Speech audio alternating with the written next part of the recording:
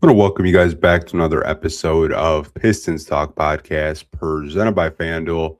Pistons played their third game of this week. It is a second night of a back to back. Tonight, it was against the New Orleans Pelicans, a Pelicans team that is struggling, and Pistons got to host them on the last home game of this week. They'll be on the road a couple of times next week, starting on Saturday with Minnesota and then OKC. Hell of a little mini Western Conference little road trip for them. But let's get into these quarter notes, go over the box score, and then we'll open up the show to comments, questions, overall thoughts.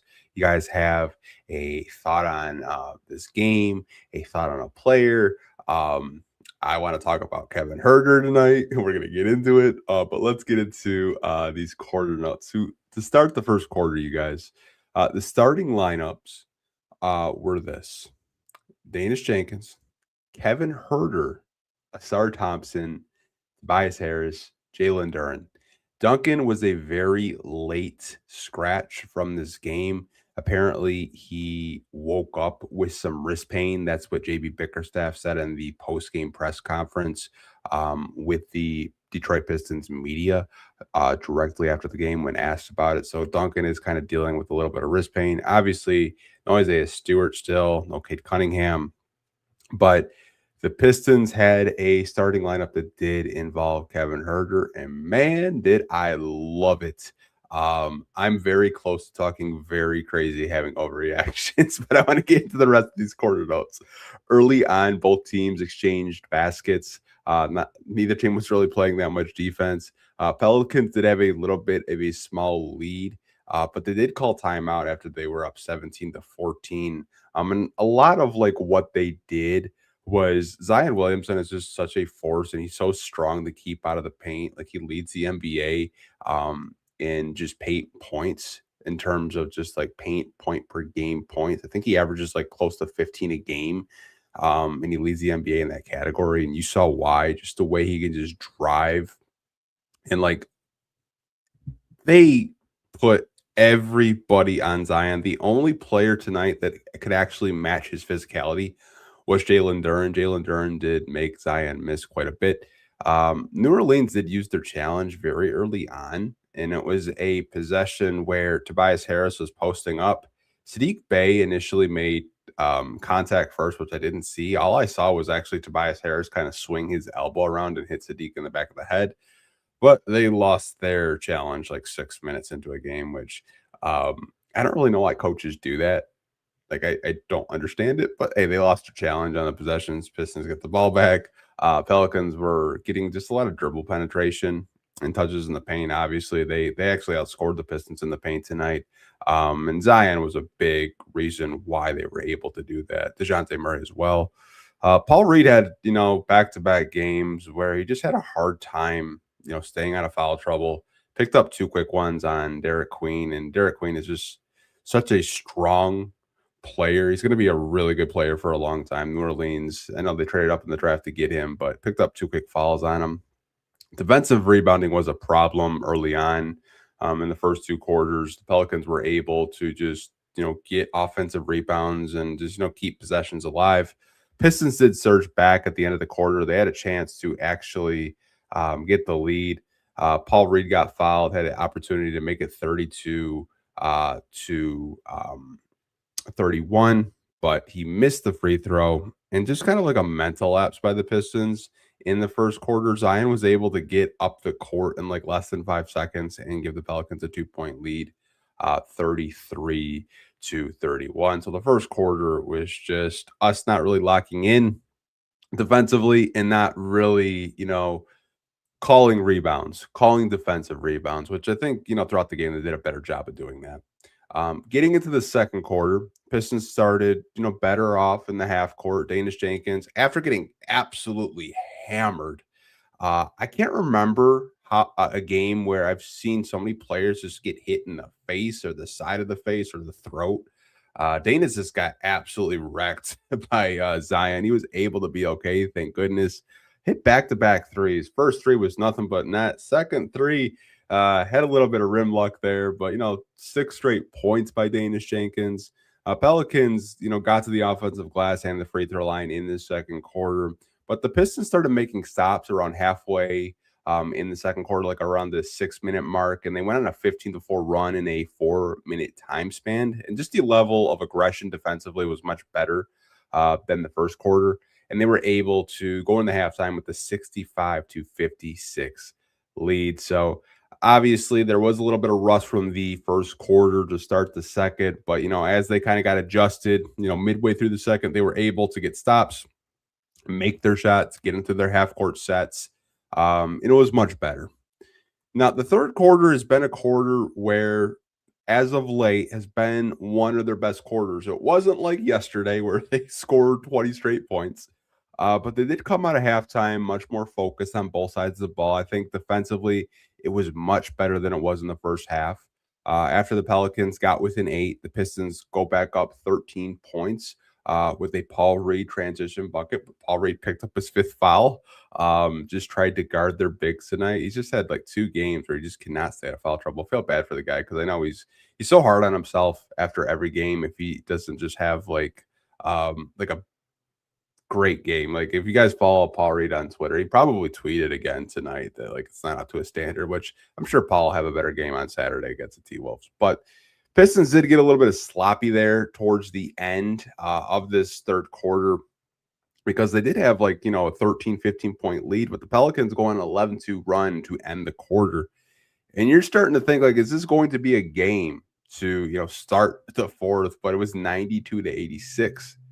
And as we kind of get into the fourth quarter, Pistons start 2 huge threes. Kevin Huerter hits a 3. Javonte Green hits a 3. They go back up 10. And then they just opened up the lead like that once, like it was within 4. And then they're up like as much as like 17 points. They went up 107-90 with a Danish Jenkins corner 3. And the ball movement was just so flawless, especially in the fourth quarter. And the Pistons just controlled the rest of the game. And then you started to see the Pistons G Leaguers out there. You saw Isaac Jones, Tolu Smith. I know we drafted Chaz Lanier, but he has spent most of his time in the G League. But Chaz did get some early clock in the second half, I will say. But Chaz Lanier got some clock out there. Bobby Klitman got some clock out there.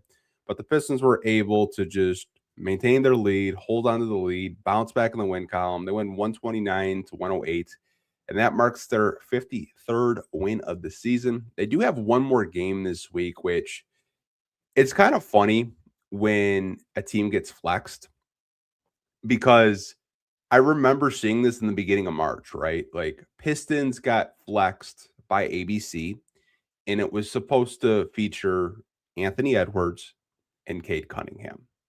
We all know Cade Cunningham is still dealing with his collapsed lung. Obviously, he is back doing non-contact stuff with the training staff and the medical staff. And Anthony Edwards a couple of weeks ago had an injury. He was reported to be out 1 to 2 weeks. I do not know if Anthony Edwards is going to be playing in that game, but it got flexed to an ABC game. So it's probably going to feature like Julius Randle and Jalen Duren, which, hey, no shot at that. But like when you're featuring like, 2 possible potential faces of the league in Anthony Edwards and Cade Cunningham, I'm sure ABC, that's what they signed up for. But hey, injuries happen. I think the Pistons just have like really bad luck every time they get flexed because I feel like just as of late, every time we've gotten flexed on a national game, like someone's hurt or like a player sits out that like they probably don't want them to sit out. But a hell of a win by the Pistons. I do want to go over the box score and then we will get into the Q&A. I do see a couple of you guys dropping some comments. If you are watching live on YouTube, appreciate you guys as always. But let's get into the box score. And this was a box score that you're going to see a lot of assists in this one tonight. So let's start with Tobias Harris. So 26 minutes, he had 12 points, made 5 out of 12 out of his field goal attempts. He was 1 for 3 from 3, 1 for 1 from the free throw line, 9 rebounds, 7 assists. He was on triple-double watch, which the broadcast kept saying him and Duren were on triple-double watch because they were getting close. But Tobias also had 1 block. He was a +9 in the plus-minus in this one in 26 minutes. Jalen Duren in 31 minutes Had a very great game, very efficient game by JD. 30 points. I think that marks the ninth 30-point game of the season for him. They're becoming more of where you're not surprised by it anymore. 10 out of 12 from the field. Having 30 points on 12 attempts is just insanity to me. To me. But he got most of his work done at the free throw line, too. He was 10 out of 12 from the free throw line, had 10 rebounds, 7 assists, 3 turnovers, 2 steals, 2 blocks, was a +5. He really stepped up in this one. I know, like, really early on, like, the Pelicans were trying to crowd him. I know DeAndre Jordan, saying DeAndre Jordan's name in 2026 is actually kind of funny because I still remember him on the Clippers, but he's on the Pelicans now. He's actually starting for the Pelicans. But he had to deal with DeAndre Jordan and Derek Queen and their rookie Messi, who's a pretty good player, but still was able to have a very efficient night from the field. Kevin Huerter got the start, 34 minutes, 22 points. He was 9 out of 14 from the field, 4 out of 7 from three.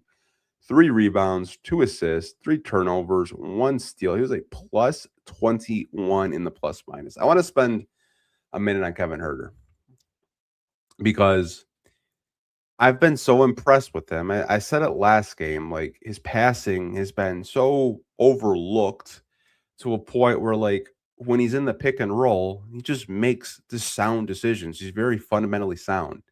And he gets the start tonight and looks like he's been in the starting lineup all season. Didn't phase him whatsoever. I mean, he started before in other stops with other teams, but he looked great out there.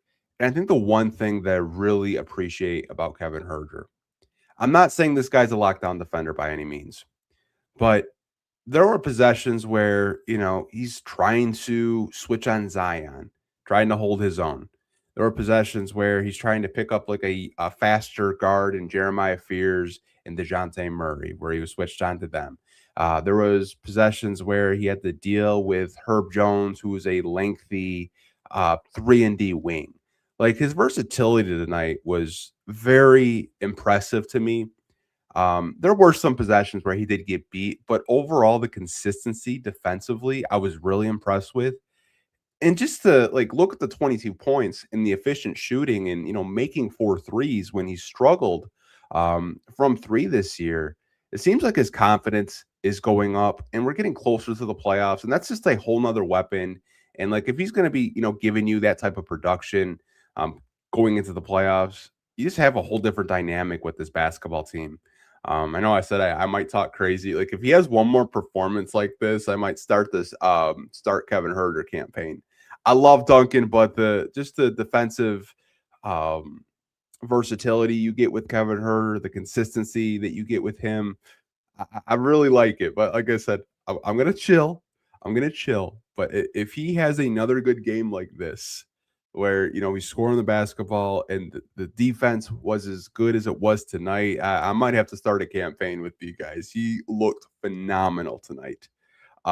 Getting to Asar Thompson, 29 minutes. He scored 11 points, only attempted 4 shots, and he was perfect. He was 4 out of 4 from the field, 3 out of 4 from the free throw line. Had 4 rebounds, 1 turnover, 3 steals, 2 blocks, +10. Uh, Something with the Sar that like we've kind of like talked about this week is like he's doing a better job of not gambling so much on like certain possessions where he gets in foul trouble. Like he only had 1 personal foul tonight, and I think it was like a 50-50 foul that either official's going to call or they're not going to call. Been really impressed with Azar Thompson. Obviously, I'd like to see him, attempt more than 4 shots, but hey, I'm just nitpicking at this point. He had a great game. Danish Jenkins in the start for the Pistons. He had 19 points, shot 50% from the field. He was 5 out of 7 from 3, 2 for 2 from the free throw line. Had 2 rebounds, 9 assists, 3 turnovers, 1 steal. It was a +21 as a starting point guard for the Detroit Pistons tonight. But you just look at the balance scoring in that starting 5. Looks great. As we get to the bench, Paul Reed in 14 minutes, he was still able to score 8 points. He was 3 out of 3, 2 out of 3 from the free throw line, 3 rebounds, 1 assist, 1 turnover, 1 steal. It was a +16, but he did foul out in 8 minutes, which or 14 minutes. I read it.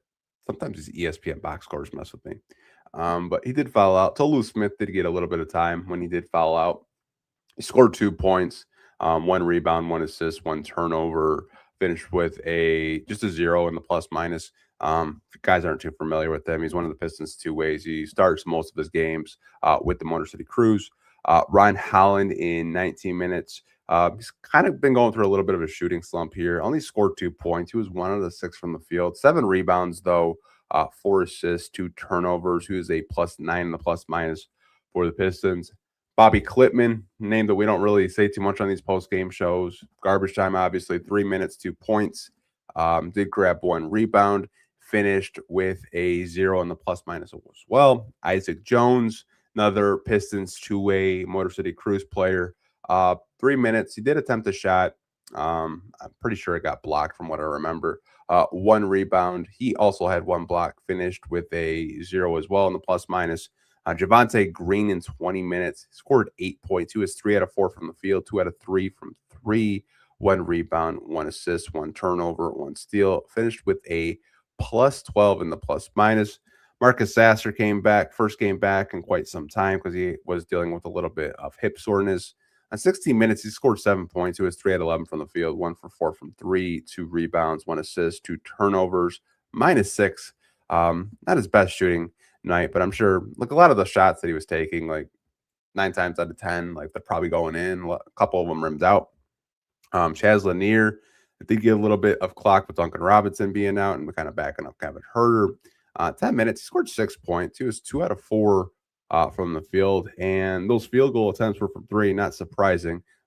He's been doing really good things down in the Cruise for them, kind of developing this year. 1 rebound, 1 assist, was a +8 in the plus minus, and obviously Duncan Robinson didn't play because he had a wrist injury that did pop up with the Pistons. But you look at that box score, looks beautiful, man. Looks beautiful. You bounce back against a team that you're supposed to beat. You're supposed to beat the Pelicans. They're rebuilding. They're not really trying to win right now. But let's get into the team stats with the Pistons and the Pelicans. Pelicans had 10 more possessions in this one. They shot 44 out of 95, and they shot 46%. The Pistons shot 56% on 48 out of 85 attempts. Pistons shot 54% from 3. Can't say I've said that since like last season. They had a really good night from the outside, 15 out of 28. Pelicans shot 36% from 3, and they were 9 out of 25. Pistons got to the free throw line 18 out of 23 times. They made 78% of their free throws. The Pelicans, man, like if they just made a couple more of their free throws, this might have been a game, honestly. They shot 46%. They were 11 out of 24. I'm sure James Borrego is going to have free throw drills tomorrow. 46% is just unacceptable, but hey, you'll take it if you're a Piston fan. Pistons did out rebound the Pelicans 45-42. Pelicans did get 16 offensive rebounds. That's something where it's trending right now for the Pistons, and I'm not really too happy about it. And it's just we're letting there's way too much dribble penetration in the paint, and then we're allowing other teams' bigs and other teams' wings to kind of just go and get offensive rebounds. We're not doing a good job of collecting the defensive rebounds. Like, I think as a team, they all need to crash the glass hard because I think a lot of times what happens is when an opposing team this week has been shooting, a lot of our players are like at the 3-point line, looking to run on the fast break. And like you got like Tobias Adesar trying to battle with these bigs. And the rest of the team is just like, oh, what happened? So collectively, I think they do need to all crash the glass hard until you get an Isaiah Stewart back. Possibly, and a Cade Cunningham. Like it's got to be a group effort. If we look at the assists, the Pistons had a hell of a game passing the ball. 34 assists as a team. They did out assist New Orleans 34-26. Pelicans did have more steals in this one, 12-9, and they had more blocks, 7-6. Turnovers, Pistons had 19 turnovers. Gotta cut that down. Yeah, I know we won this game, but you don't want to get in the habit of being very loose with the ball and having that many turnovers. Pelicans as a team did have 15, but fortunately you were hitting your 3-point shots and you were getting into the paint, so it didn't really matter. But you don't want to, have a thing where you're committing that many turnovers. As you're playing better teams like Minnesota and OKC, who will capitalize on those turnovers in an instant. Points conceded off turnovers. 22 for the Pelicans, 14 for the Pistons. Fast break points. Pistons win that battle by 117-16. Points in the paint. New Orleans 70, the Pistons 60. Most of that was because of Zion. He's just a beast down there. And the fouls were 20 for New Orleans, 18 for the Pistons. No technicals or flagrant fouls in this one, which you like to see. You don't like to see anyone get texts or get in trouble or ejections or anything like that. But do want to kind of get into the Q&A section of this podcast. See a couple of you guys leaving some comments. Great bounce back game. Now let's get also recognizing the live shows again. Yeah, I mean, I think I started the lives. I think it was the Philly game. And obviously, like, people know why I wasn't doing lives, but maybe you guys didn't hear. About a month ago, my mom got really sick, um, had to rush her to ER, and then I was still trying to do the shows, but we're doing them pre-recorded. Obviously, she has gotten a little bit better after her surgery. Still recovering, obviously, and then she just got sick again.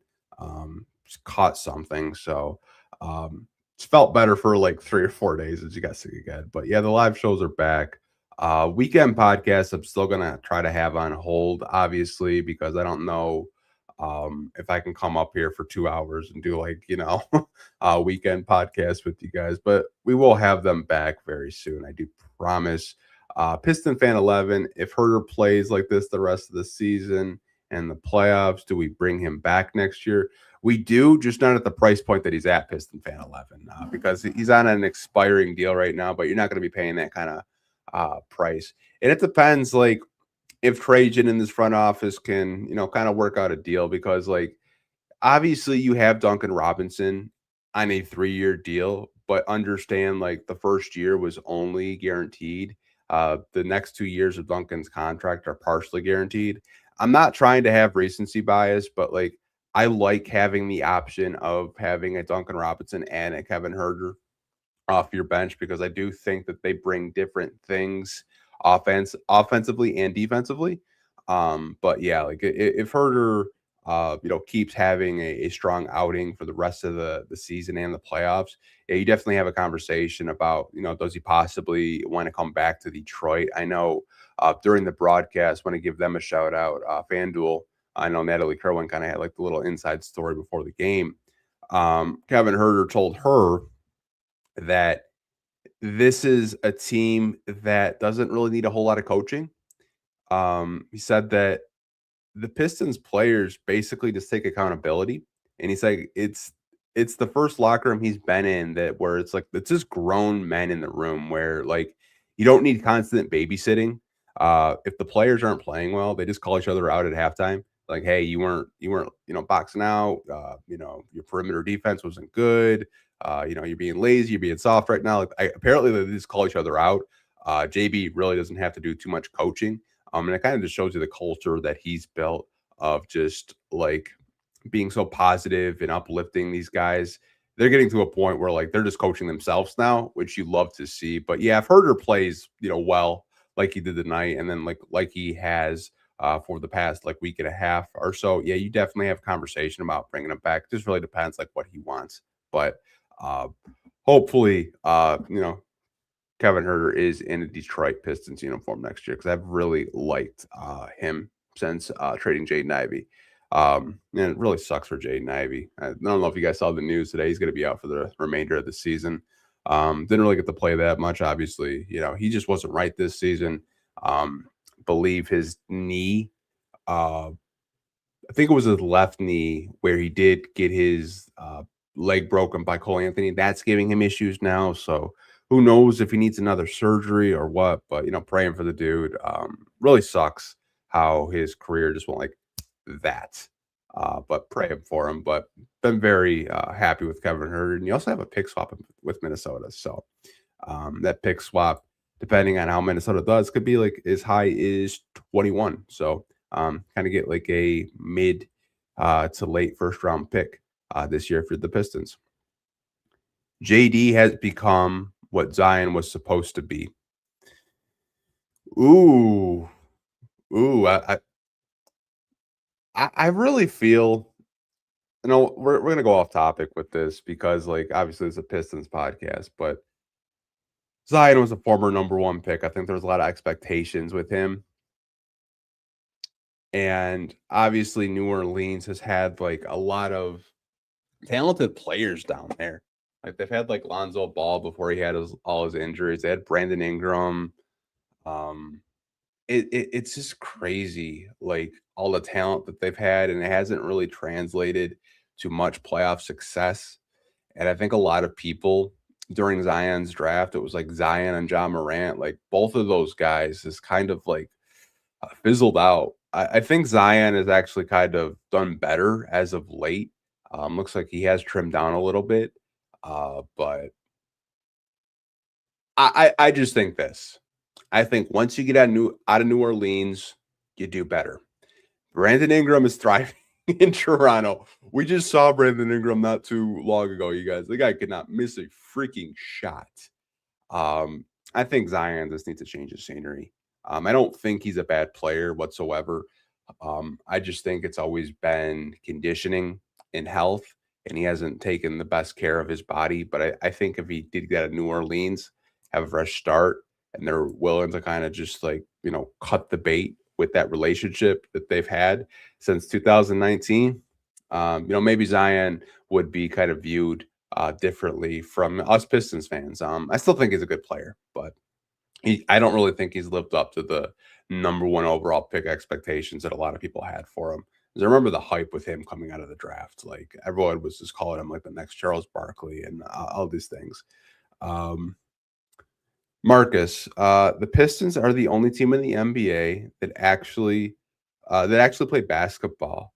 This is why b-ball was meant to be played. If you were born in the 80s, you know exactly what I'm saying. I was not born in the 80s, but I do have League Pass, and I get what you're saying in the sense of like the Pistons play an old school type of way where they're not afraid to mix it up. Then they're not afraid to be physical. They live in the paint. Um, they'll scrap if they want to, but it's just kind of like Pistons basketball, right? It's a team like if you're not from here and you're just used to watching other teams shoot like 40, 53 attempts and foul bait. I think a lot of people kind of think of that of what the NBA is now. The Pistons have always gone against the grain in history. Like they've never kind of tried to like mirror like the Golden State Warriors or when everyone was trying to hoist 40 threes a game. Like the Pistons have always kind of gone against the grain, and I think JB Bickerstaff and this coaching staff have done their homework. I know JB has talked about it in previous podcasts that like he studied like Isaiah Thomas's Bad Boy Pistons. He studied Ben Wallace, Rip Hamilton, and all those guys. The Go in the Work Pistons. Like he studied those guys of like how that they can play. And he says like we have the personnel to kind of play that way. We have the personnel to be scrappy, and I think a lot of Pistons fans see it. And it's just a thing where we love it as Pistons fans because like we were kind of calling for that. We were calling to kind of get back to our roots for so long with previous coaches and previous regimes, and we never really did that. But hey, man, I'm happy where we're at. I mean, you would have told me 2 years ago that this team would win 44 games, and they just won their 53rd game of the season. They could possibly, win like close to 60 games. I would have said, yeah, right. But hey, man, we're here, and I love it. I love it. I think they said Danis is averaging something like 23 since Cade went out. I don't have the exact numbers. I could look it up. Pretty sure it's like 18-ish or something like that. But he's been great. I know since starting, and Cade since starting for the Pistons, Thanos has a 10-3 record. He's only lost 3 games, and he's getting more comfortable. He's obviously kind of got out of that shooting slump that he was in a couple of months ago. And you like to see that as we do get closer to the playoffs, because he's had some really big games this season for the Pistons, and being a two-way contract guy, you absolutely love that. I'll do one more comment and question. I see Marcus say plus minus makes no sense. How does Duren have 10 out of 12, 30 points, and you get 4 stocks and only get a +5? It doesn't make sense, does it? Yeah, plus minus is a very weird stat. It it's not just like a one for one stat, because you're sharing it with other teammates out there. So if his teammates aren't playing well, but Duren has a good game, he could finish with a +5, right, Marcus? It's a very flawed stat. But I like to read it because some of you guys like it. Some of you guys are kind of getting to the analytics, and you'd like all that stuff like that. But I'm probably gonna wrap this up. I will see you guys on Saturday. We'll be doing a podcast um, for that game. But before we do wrap up this podcast, I wanted to share something with you, because we talked about Jalen Duren. I know Marcus talked about the plus minus. And I got a DM from one of you guys, and you're like, NBA awards are coming up. Why aren't we, campaigning Jalen Duren harder? And I'm like, I don't know. Why aren't we? And I'm looking, and I want to put this on the screen for you guys to see. So, shout out to the team over at Believe. They actually had made this for me. I asked them last night if they could, and they did. So these are actually the FanDuel 2025 2026 most improved odds right now. So Jalen Duren, odds on favorite, to win most improved player of the year at a -120. Right behind him, we just saw this player, Nickeil Alexander-Walker, for the Atlanta Hawks. He's at a +135. Denny Avdia from the Portland Trailblazers, he's at a +650. Another Atlanta Hawk, Jalen Johnson, he's at a +4,000. Ryan Rollins, who I'm kind of surprised he's actually this low, from the Milwaukee Bucks, he's at a +10,000. And then Neemias Queta from the Celtics is at a +25,000. But our guy JD is the odds-on favorite right now to win Most Improved Player of the Year. That would raise his price up on his contract. Like, if you have a career year from scoring, you're making the All-Star team, you make Most Improved, you make an All-NBA team. Like, the payday for Jalen Duren is going to be a pricey one. I know we talked about it, I believe, last week about like how much are you like willing to pay Jalen Duren if he makes an All-NBA team, but price might go up if he has that type of season where he makes an All-Star team, he makes an All-NBA team, he wins Most Improved. But we'll have to wait and see how these NBA awards do kind of shape out. But I appreciate each and every one of you guys refinding these live streams. I know YouTube has kind of been weird about pushing them out. But I appreciate you guys. Again, we will be live on Saturday. Live stream should already be up and scheduled, so you guys can find it on our YouTube channel. The game's at 5:30. I think I scheduled it for, I want to say like 7:30 or 8, probably 8:30, knowing myself. But we will see you guys immediately after the Pistons play the Minnesota Timberwolves, which will be on ABC if you guys haven't heard yet. But hope you guys have a great night. And as always, go Pistons. Peace.